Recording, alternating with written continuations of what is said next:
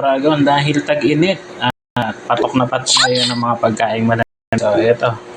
Gawa naman tayo ng ice candy flavor mangga. Bale, nung nakaraan gumawa na rin ako chocolate flavor naman. Ngayong linggo ay mangga naman. Ubus na kasi yung nakaraan eh. Ito, tingnan natin kung meron pa natitira. Mukhang wala na. Ay, meron pa. Ayun, dalawa na lang natitira. Kaya sakto lang. Mag-refill naman tayo. Diba?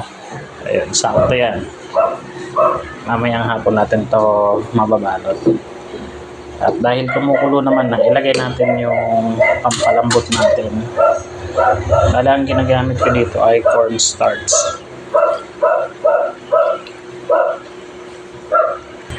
Ayan na. Pakuluin lang natin. Tapos, goods na yan. For packaging na uli yan. Mamaya balutin natin pag malamig na. Ayan o. Yan ang texture niya. Pwede naman kasaba starch. Pwedeng cornstarch. Okay lang. So, hanggang dito na lang. Niluluto talaga kasi yan. Hindi yung basta lang binabalot na juice tapos binalot ice candy na. Hindi ganun.